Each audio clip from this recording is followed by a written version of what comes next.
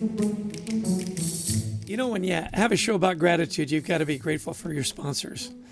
And in our life of gratitude, you know, we all have guides. Somebody that guided us through our lives, that made us appreciate those things that we have. And that's why I'm so delighted and so grateful for our sponsor, Life Guides. Life Guides is a peer-to-peer community that helps people navigate through their day-to-day stressors by providing a place of empathy, listening, wisdom, and support with a guide who has walked in your shoes, experiencing the same challenge or life experience as you. A true life guide. And because you're listening to our gratitude podcast, if you go to their website, lifeguides.com/schedule a demo and add the code HEALTHY2021. The code is HEALTHY2021 in the free text box. You'll get 2 months of their services for free. 2 months for free. So sign up, show your team you care, get a life guide, be grateful for those guides in your life, as I am grateful for our sponsor, Life Guides.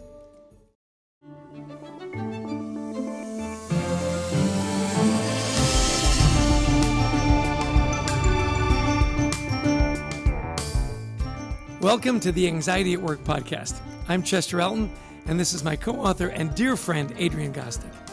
We hope the time you're going to spend with us is going to help remove the stigma of anxiety and mental health in your work and your personal life. And we invite experts from around the world of work and life to give us ideas and, most importantly, tools to deal with anxiety in our world. Our guest today is our good friend, Scott O'Neill. We've known Scott for a long time. He's a Villanova and Harvard Business School educated CEO. We first met Scott when he was the senior vice president at the NBA. He then moved on to become president of Madison Square Garden Sports, the world's most famous arena. Today, he is CEO of Harris Blitzer Sports and Entertainment, which owns the Philadelphia 76ers and my favorite hockey team, the New Jersey Devils, as well as the Prudential Entertainment Center. He is also the author of Be Where Your Feet Are, 7 Principles to Keep You Present, Grounded, and Thriving. Throughout his career, Scott has built a reputation as a leader of leaders, and we have been impressed with how he has impacted the lives of so many young sports executives. He's an amazing builder of high-performance teams, a great husband and father, and we are very, very proud to call him our friend. Scott, welcome to our humble podcast. Well, Chester and Adrian, first off, I'm humbled to be here, and so thank you. Secondly, I'm as you both know, a huge consumer of your content, and I've read every one and every page of several of your incredible books.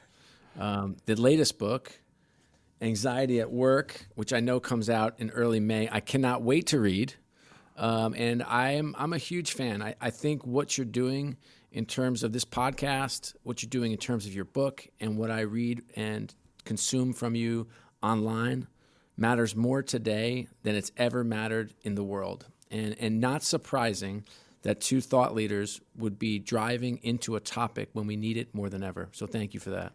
Well, this already may be the best podcast we've ever done, Chess. So thank you, Scott. That's awesome. And we really are thrilled. This is a mutual admiration society here. We've followed Scott's career for many years. And for those of you who don't know Scott, he's appeared on many of the most powerful and innovative people in sports lists. And yet, Scott, like the rest of us, you're trying to do it all, right? You're trying to balance work. You've got a home life, and you start your new book with a quote from Maya Angelou that I love. She wrote, "The wisest thing you can do is to be present in the present gratefully," which we love that. So talk about this idea of being where your feet are and maybe how that's helped you and with your stress that you have to feel in your high-pressure job. I was once out in California meeting with Barbra Streisand's manager, and an amazing guy, older guy, has been her manager for 45 years. And he asked me if I wanted to know the secret to life. Who wouldn't say yes to that? So, of course, as I normally would, I pull out my phone and I start recording him, which he thought was a little awkward at the beginning, but he warmed up to it. And he said, number one, when you wake up in the morning, you're so passionate about what you do at work that you get your feet on the ground and you sprint out the door to get and tackle your day. And I thought to myself, I can do that. I completely identify with that. And I said, what's number 2? And he said, at home, you are so passionate about your family and your partner and your children and all that is there that you sprint home with equal passion. And for that, to me, was a really simple lesson, but had a meaningful impact on how I see the world. And I think when sometimes, as the world is evolving, and it is evolving very quickly, even ex-pandemic, but let's take the pandemic, the line between work and home and church and community was blurring or fading a little bit. During the pandemic, it's been completely eliminated as we've seen our pets and our bathrooms and our robes and everything in between. But I think when we are at our best, when we are at work, we're at work. And we're at home, we're at home.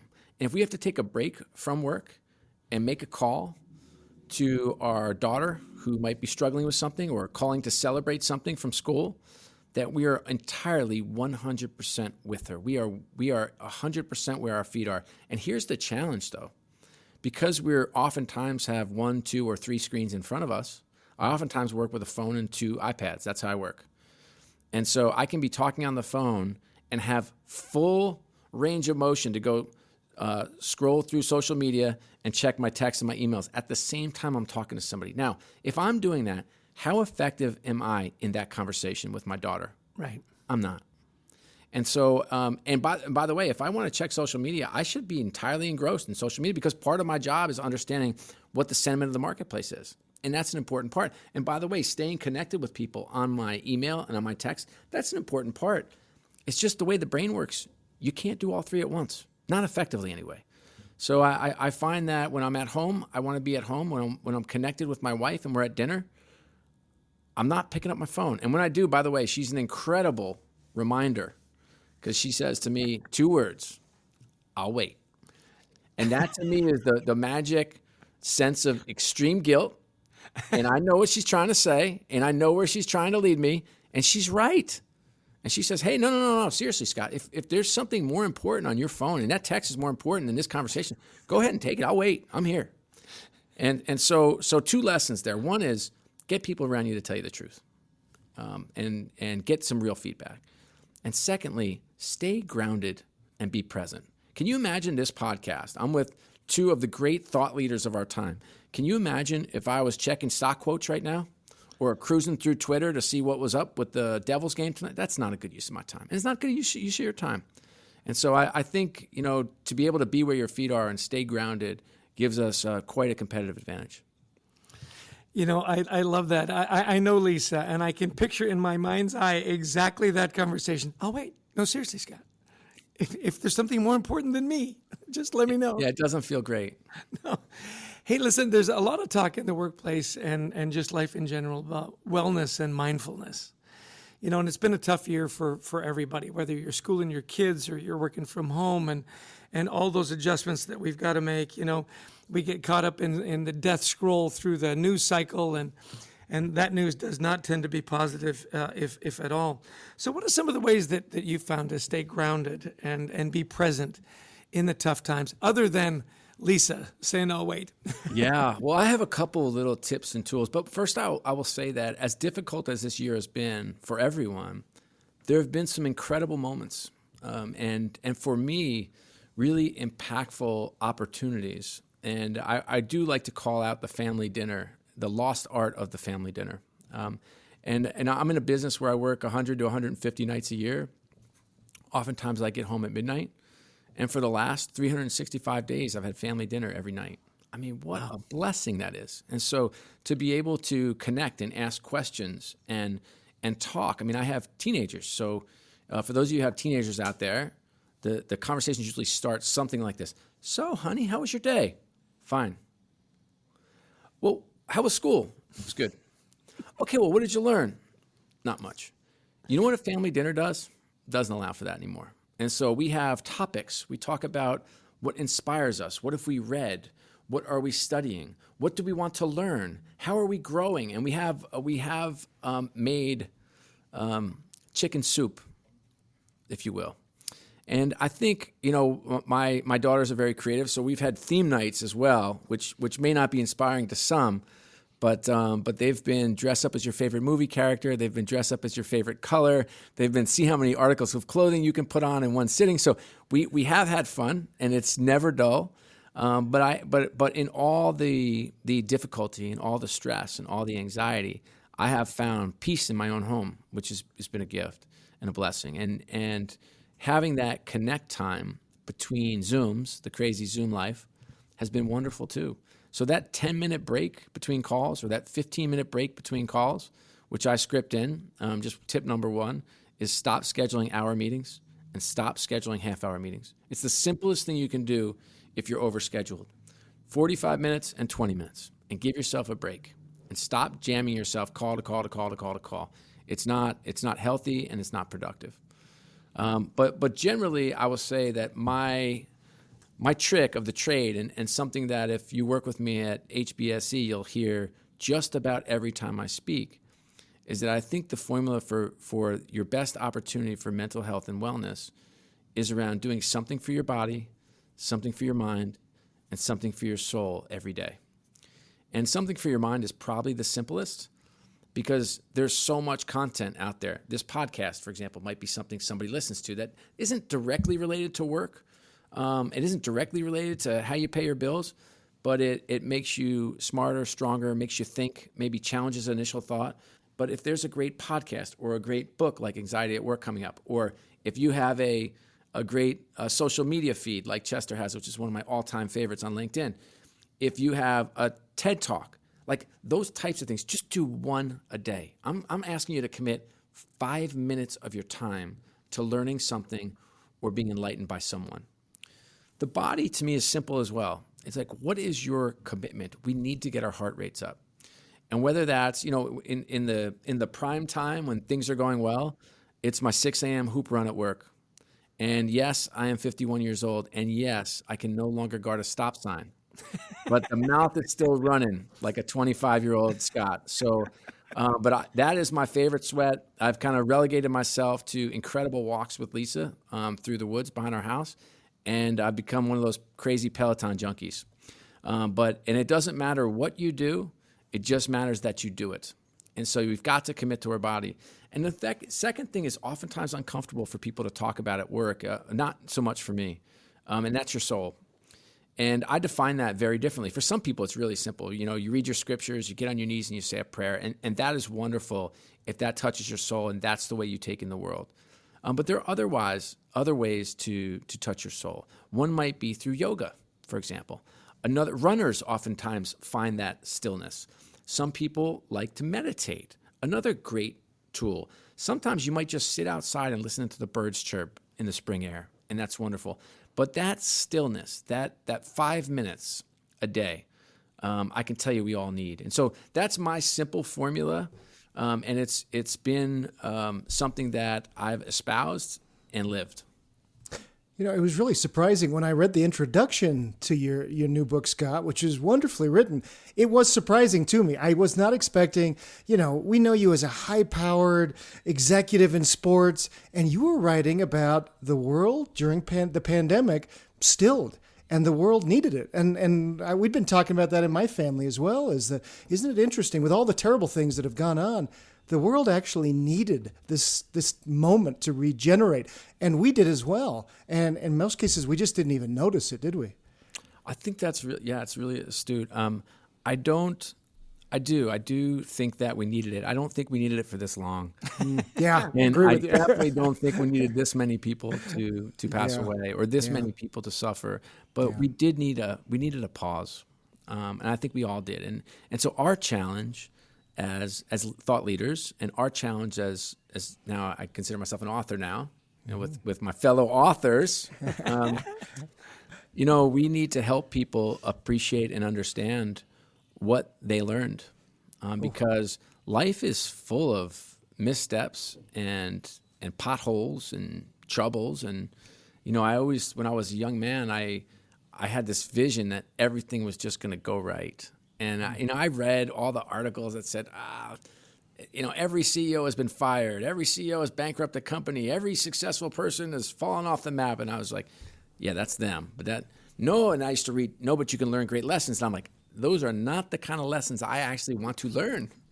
And what you find out when you go through life, and I say this about work and life, is that it's just your line, your trajectory line is not linear.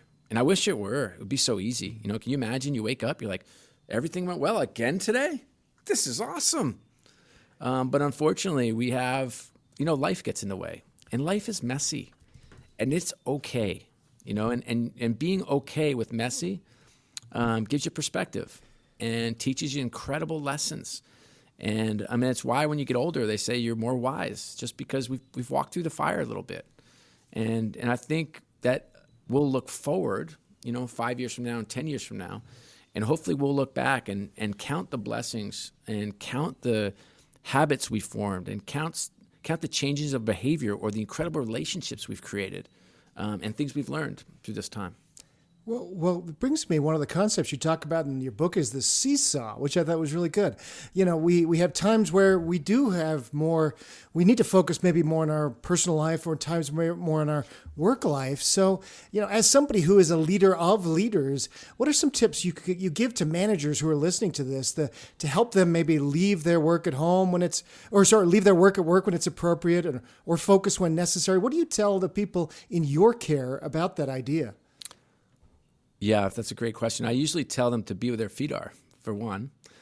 Secondly, I think managers and leaders need to make sure that they know the people that work for them. And it's been different now, as I mentioned, we get to see their whole world behind them. But do you know their children's names? Do you know their pets' names? Do you know what their hopes and dreams are? Do you know what they aspire to be someday? Do you know what they're reading? Can you help them build a development plan? I think as managers and leaders, understanding hopes and dreams is really effective tool, because some people want to go to the moon and you should help them get there. And other people want to appreciate the job they have and get home and coach soccer on Saturday. And that's wonderful too. But really truly understanding what people are all about, what I call their WMI, what's most important to them, will help you as a manager and leader, help them find that kind of connected point. Yeah. We talk about know your team. And now you're talking about know your team on a deeper level. I love that. One of the most touching chapters in your book is when you talk about your best friend, Will. And I had that privilege to meet Will, and how you lost him and medical problems that affected, a close friend's son. And it was very touching. And even about your failure with Hoops TV, which was a great idea, right? It was just the timing was a little off on that. So we advocate for leaders to become able to reframe things and learning opportunities. You've talked a little bit about that already. And you sometimes say you've got to change the race, which I thought was really an interesting perspective. So if we live long enough, we all face that heartbreak in one form or another. My dad used to say, look, nobody gets out of this life unscathed. We've all got stuff, but what are some of the lessons you've learned to help change the way you look at failures and how you overcome those failures and that natural urge that might exist to sweep that under the rug, like you say, just have that perfect trajectory, that Facebook life where everything looks great all the time, right? No warts, no moles. I'd love to answer that after I tell a brief story about your dad, Dalt, which appears in the book also. Okay. And it's one of my favorite stories. Okay, so a young Chester, and you can't even imagine, those of us that know Chester can't even imagine a young Chester, first off. So a young Chess is walking across with his dad, Dalt, who he had incredible admiration for, and they're walking past a park where a lot of homeless people were, and this woman who appeared to be homeless was carrying what seemed like all of her belongings in her bag, and Chess was trying to drag his dad, let's get to the other side of the street and avoid her as quickly as possible, as a young boy might.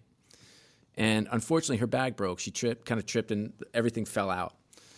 And Chess kind of grabs his dad's arm, let's go. And the dad, Dalt, breaks away and helps this woman gather her things, says something, whispers something in her ear, and makes her laugh. And she was on her way. And as Dalt walks over to a young Chess and says, Dad, we can't talk to her. What are you doing? And he says, one of the things I'll never forget, the story you told me was, Chess, everybody's having a bad day. And what, to me, like I literally get the chills every time I think of that story, because it's so meaningful and applicable to the question you just asked. Because oftentimes there are people in our life who are struggling. And it could be a perfect stranger, like this woman at the park. It could be your mom who's feeling isolated, or someone, a colleague at work who is afraid to come to a Sixers game, or is having anxiety about going to a grocery store, or has an at-risk family member at home, and it's making them really anxious. And that Dalt attitude, if you will, the palms up, the I love you attitude that you can have, and for a perfect stranger, when you bring your light and life into other people's world, and it could be helping someone who's tripped with a bag, or it could be sending a simple text, or writing a note, or picking up the phone, or knocking on someone's door, God forbid. Right. And we have this opportunity to just be better and do better. And so as I can transition that to answer your question, I will say the world is hard, and I've learned a lot. And whether it be several of the instances you mentioned, I never even knew what grief was until Will took his own life. And then I would find myself in a meeting, and someone would say something that had nothing to do with him, and I would break into tears and leave the room. And I had trouble getting out of bed, and I was struggling. And so it's the first time I really understood what some sort of depression / anxiety / grief really was. I typically bounce out of bed with a big smile on my face. I'm just one of those people. And so I learned to take care of myself. I learned to get help. I learned to talk to people. I used writing as a way to heal. I was seeking out stories from people. That's how I got the story about Chester, your dad, Dalt, because I asked. Because I wanted to learn life lessons. Because for me, learning was a way for me to understand what I was dealing with.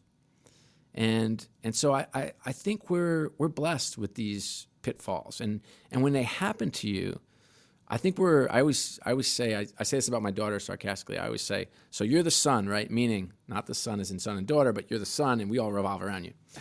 But I think generally that's how people see the world, is they are the center of their own universe. Yeah.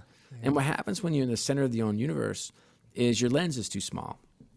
And so the notion of I don't see the forest through the trees, which is something we've heard our entire lives.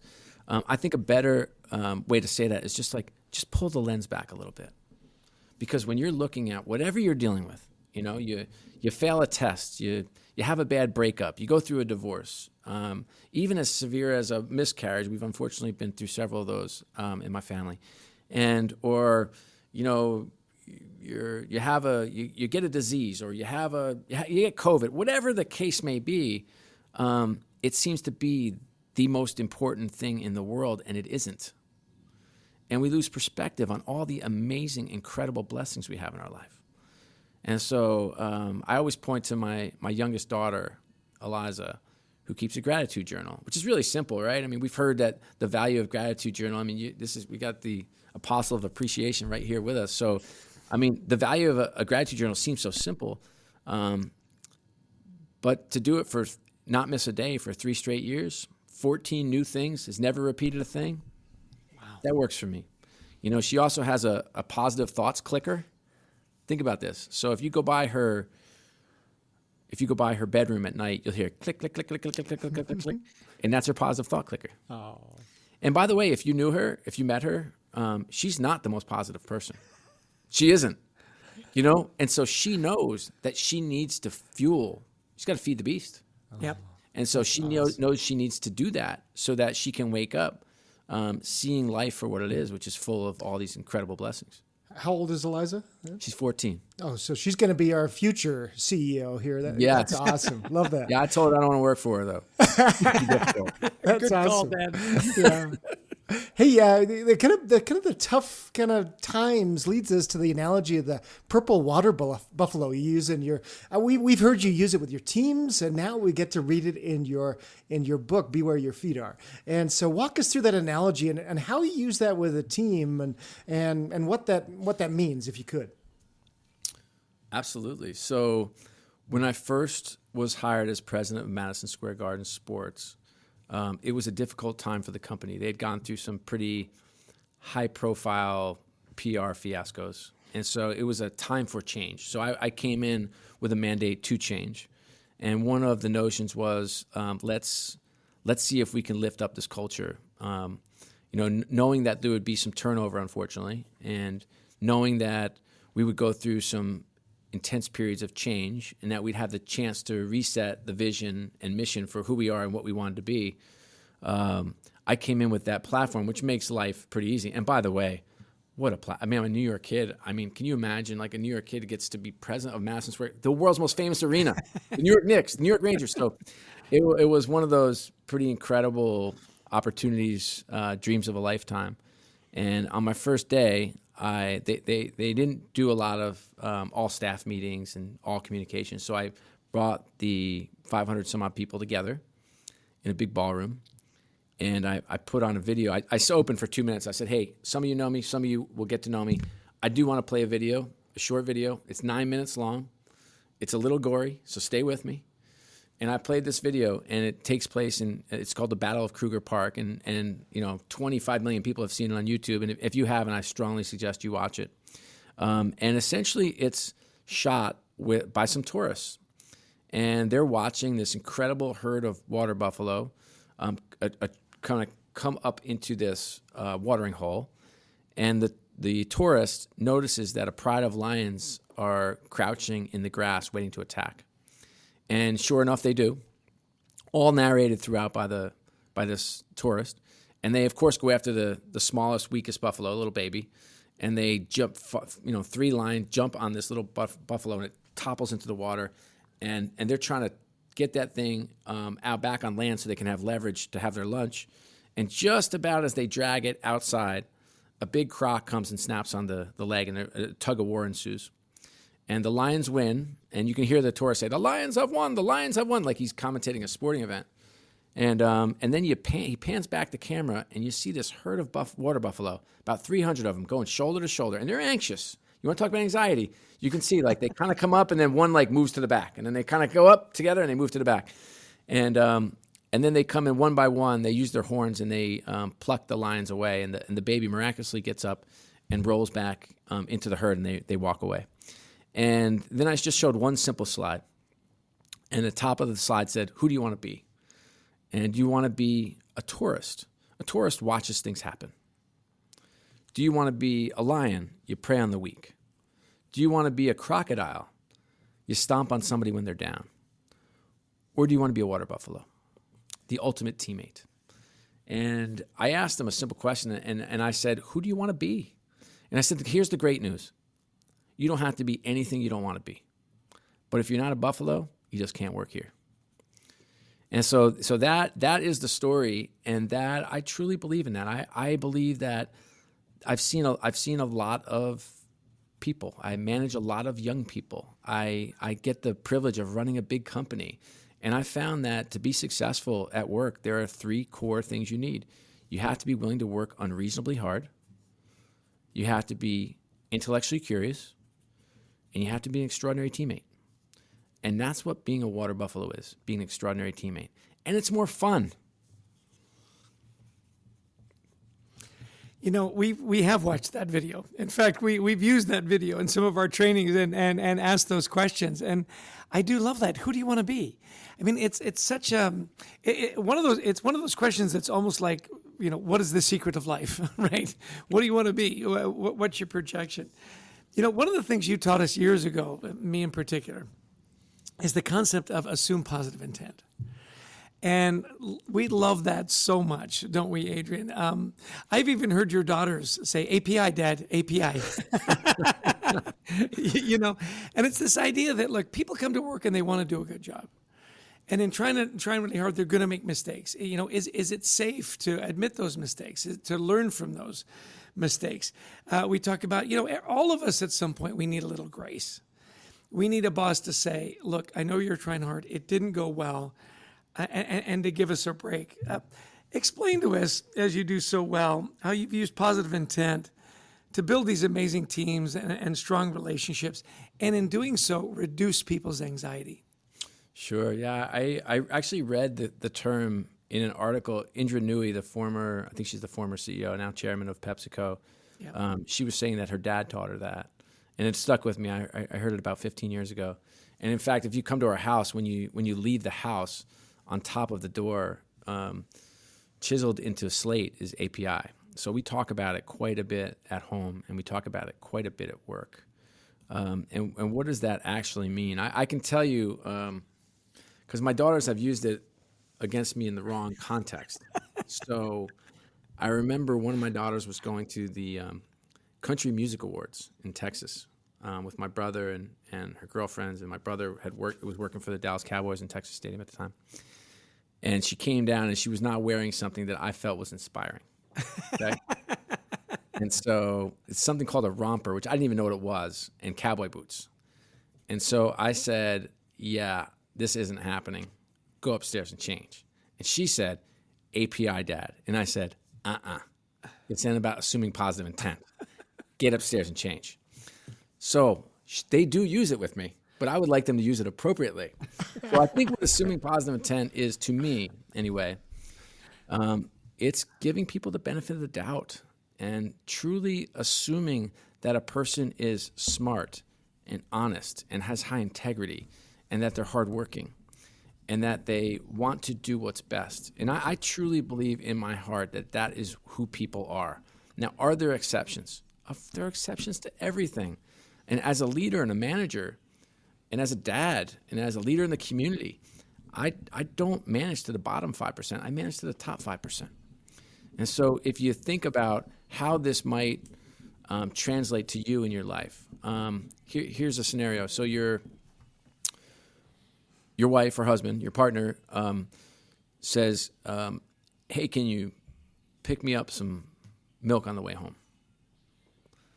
You're like, I'm working 80 hours this week. I've had 5 games. You're a stay-at-home mom. Are you kidding me? Now, that's not assuming positive intent. Nope. Okay, assuming positive intent is Lisa's got her hands full. She manages the house, runs the house, pays all the bills, manages everything in my life, and allows me to do one thing that I love more than anything, and that is work in the greatest business in the world, which is sports and entertainment. And she gives me the gift of knowing that my children are raised and cared for at a world-class level. I would say, if I'm assuming positive intent, I say, is there anything else you need or anywhere else I need to stop? Because I know how hard she's working, and I know this is a partnership. If I'm not assuming positive intent, I'm already mad. Yep. And so what is a better outcome? Because I'm stopping for the bread anyway. Right? It was milk, by the way, Scott. See, you're already getting it. I'm probably thinking of the wrong thing. That's the beauty of it. But I might say, if I'm assuming positive, hey, can I pick up dinner on the way too? Sure. At work, we've had so many instances and circumstances where we can either assume positive intent or not. If someone is late for work, misses a meeting, dials in late to a Zoom, she's lazy. She doesn't care about her job. She's not focused on this company. She's selfish. Really? Or do I say, we're in a global pandemic, for goodness sake. Life is hard. Let me celebrate. Let me send her a text on the side and say, hey, is there any way I can help you? Let me check in with her offline. Let me make sure that she knows that she is loved and respected as part of this team. And so now it doesn't mean you don't hold people accountable. Of course you do. That's our life. That's our jobs as managers and leaders. but it's where that energy emanates from. And I think that the world is better when we assume positive intent. I love the way you explain that. And, for those of you listening, Scott O'Neill, the author of Be Where Your Feet Are, 7 Principles to Keep You Present, Grounded, and Thriving. Where can people find more about the book and follow you and cheer for the Sixers and the Devils? Oh, thank you, Chester. So you can follow me on Twitter. You can follow me on LinkedIn, Facebook. You can buy that book on Amazon, Barnes & Noble, or my favorite place is your local indie bookstore, because Main Street is getting slaughtered by COVID, and they need your help and they need your love. So you can go online and find that through bookshop.com. Excellent. One more story I want to share with you, and it's another adult story about assume positive intent. Scott and I go to the same church. We're members of the Church of Jesus Christ of Latter-day Saints. And it's a volunteer church, right? We volunteer. We have volunteer Sunday school teachers and choir directors and the whole bit. And my dad was the volunteer for the Young Men's organization. And after church, every congregation's got that miserable member that wants to bring everybody down. And this old lady, my brother Byron told me this story. It comes up to my dad at the end of church and says, "Brother Elton, you think all the young men in this congregation just love you. Well, I'm here to tell you, they don't." And my dad leans back with a big smile and he says, "Well, thank you." And she says, "It wasn't a compliment." And he says, "Too late." And I love that he said, "You know what, Chess, at my age, I just assume anything anybody says to me, I take it as a compliment." I love that. I really do. I'll tell you a story just about young men and how you can make a connection with people. I'm in the young men's program as well, and I remember this young man, and we have this ability as adults to make connections with people, and sometimes we take it and sometimes we don't. I've been coaching girls basketball for 20 years, and in my first practice, we sit on the ground and we talk about what your favorite ice cream is, okay? And where your favorite ride is at Disney World. And so it's not exactly AAU, I'm going to play in the WNBA type basketball. But nonetheless, you have this special connection we do as adults to create relationships and bonds and trust with young folks that and engage in conversations that sometimes they're not entirely comfortable having with their folks. And we have this special place in their heart. And I remember this one young man looked at me, and it looked like he had tears in his eyes. And this is like a strong, handsome, successful, affable, everybody's friend, confident. And I was like, "Hey, you want to go in another room and chat?" And so we went in this other room and chat. And he wasn't born in this country, and he was born in Ecuador. And the president was elected, and he said, "I'm going to get deported. I don't even speak Spanish." Jeez. Yeah. And it gave me such a boost of love, and such a boost of a feeling of, okay, what a gift. So I clearly created a relationship where he has trusted me to help him. Yeah. And this is such an incredible young man. He got himself through college. He didn't have anyone in his family even graduate from high school before him, and now he's about to graduate from college. Fast forward, I may have suggested to him that he consider marriage while he's there to solidify his status. But I will tell you, like, I would encourage everybody, if you have a chance to coach. If you don't know the sport, it's okay. Just coach younger kids. They don't know what they're doing anyway. And if you really don't know what you're doing, become an assistant coach or mentor or teach or tutor. Like this generation, every generation seems to come up and they know more, they're smarter, but they need us more. They need human connection. They need relationships and conversations. They need that softer touch. We've had so much time spent on TikTok making videos, which is wonderful. It's a great platform. I just don't want my daughters to get their news there. I don't want them to get information there. They can go on Twitter. It's a wonderful platform. I don't want them learning about things they shouldn't be learning at in their preteens on that platform. And part of that's on us. Part of that is on us creating meaningful places and spaces for conversation. And sometimes that's a lot easier if it's not your kid. So if you have a nephew or a niece, reach out today. If you have a son who's friend of your friend's son, reach out today. If you bump into somebody in the grocery store, have a little conversation. Keep your 6 feet. Keep your mask on. But have a conversation. Check in. Like this, you don't talk about anxiety at work. It's anxiety at life right now. And I think one of the anecdotes is just human connection. That's so great, Scott. Yeah, on Wednesday night, I took young men from our church congregation. We all went, archery because you can do that. It's outside, it's social distance, and it was great. And you're exactly right. Those little conversations that you can have and you can help others. So we could talk with you for hours and hours, and this has been just amazing, Scott. So we give you one last word here. If you had to sum up your ideas on leading a mentally healthy workplace for our listeners, what would you say? Just a couple of things, maybe, key takeaways from your new book. I would say that you can lead by example. When there's a parent-teacher conference, go to it. When your child is in the choir for a holiday show and the show is amazingly at 11 a.m., which I can't understand who sets the times of these things, attend. When it's time for vacation, take it.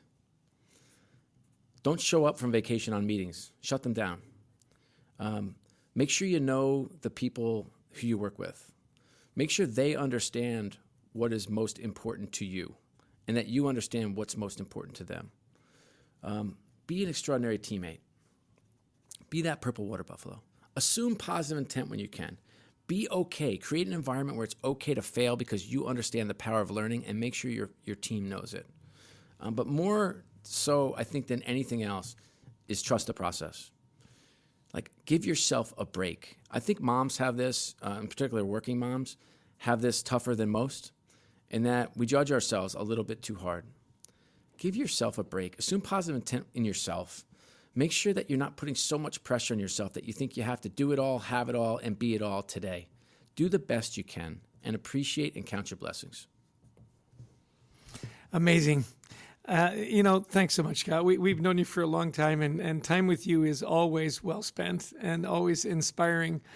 I guess we just wrap up, with the mantra, go Sixers, go Devils. I appreciate you both, and keep doing your thing and changing the world. It matters. Wow. This was great. I got to tell you, so many great takeaways for me. The first one for me was his wife, Lisa, when he wanted to bring him back to being president, I'll wait. I just love that 2 words, I'll wait. There's a place for some guilt, I think. Yeah. What I thought, and Scott didn't really get into this, but he's been very good in his career about getting people around him to tell him the truth. Like in meetings, he'll even plant people who'll say, hey, Tony, come up here. He says, I want you to argue with me today in the meeting. And you go, about what? Anything. I want you to, and he says, we've got to create a culture where we'll tell each other the truth. So, he's a really good leader at that. The thing that really impressed me too is we often talk about the limitations and the negatives of the pandemic. And he talked about some of the incredible moments where he found peace and the family dinners. Mm-hmm. That they have, I love the themes, dress up as your favorite color. I would have never thought of that. Well, you do that every day. So yeah, orange. Yeah, it's easy for me. And yet now those became, really precious moments. Yeah. And taking a break, I love that he accentuated the positive. I did too, yeah. A couple of things, very practical. Stop scheduling 30-minute meetings, stop scheduling 60-minute meetings. Do 20, do 45. They're just very practical to give yourself that mental break. And then as a leader, he says, okay, get to know the people who work for you. And he's very good at this. The people who work for him, we know, we'll walk through fire for Scott O'Neill. He says, what are their children's names? What are their pets' names? Right. What are they reading? What do they want to develop as? And don't assume it's what you think. Because he wanted to become the CEO. They may just want to go home at 5 and coach their kids' soccer teams, and that's okay if they're giving you 100% while they're there. Right. Yeah, that what matters, what's most important, the WMI. What's most important to you and to them. Yeah. I love it. He said, some people are going to want to go to space. and you should help them get there. You know, that's the part that I love so much about Scott is, you know, being that good teammate. How can I help? How can I help? And, you know, he used an expression, we didn't talk about it much, but I hear it often in his organization, about coming into the meetings and coming into situations with palms up. You know, open to people's suggestions. You know, I'm here to learn and I'm here to help. And I just love that image of coming in with palms up. I think it's very powerful. And he's very visual too. Like back in the NBA, he would give people dimes. And it's a phrase, of course, in basketball. If you give an assist, it's called a dime, and you know, to players. And so he would give little dimes out to, but people would have these stacked up on their cubicles because my boss noticed that I'm assisting somebody else today, helping somebody else. So he's very visual in that way. Even to the idea of having API, assume positive intent, over their door at home. So as you're walking out, you're coming in, you know, you're assuming, look, everybody is smart, honest, has high integrity. They want to do the right thing. I don't manage to the bottom 5%. Yeah, I love that because so often we do. Somebody does something and we create another rule. And you're managing to that lowest common denominator instead of, you know, the highest potential. And of course, you know, that I love the assume positive intent. Well, you know, we could go on and on and on, as you said, you know, pages of notes. And this is a podcast that could have easily been 3 hours long. Easily. It could have. I just thought his last comments were great. Lead by example, know who you work with, be a great teammate, and, you know, assume positive intent. The last one, Chess, give yourself a break, right? Wasn't that great? Yeah, give yourself a break. And the other thing is be a coach, be a mentor. You know, It doesn't matter if you don't know the sport. You know, young people really are smart. And I love that he says they need us more than ever. So give back. And speaking about giving back, you know, we special thanks to Brent Klein, our amazing producer that keeps us on track and gets rid of all the mistakes we make and makes every podcast sound perfect. To Christy Lawrence, who helps us find the most amazing guests, and especially to all of you that listen in and, you know, give us your time and your thoughts and follow us on LinkedIn. You know, we're really trying to make a difference and remove the stigma of, you know, wellness and anxiety in the workplace. And by you listening and sharing it with your friends, you help us do that. Please check out our new book, Anxiety at Work, from Harper Business, available wherever great books are sold. And also, we have an online community, WeThriveTogether.global, where we are trying to create a safe place to talk about anxiety and mental health at work. So we'd love you to join there. So thank you again, everybody, for tuning in and listening. Hopefully another, lots of great takeaways, another great session, this time with Scott O'Neill. We thank him for joining us. And Chess, you know, I just want to wish everybody a great week of great mental health. Absolutely. Take care and be well.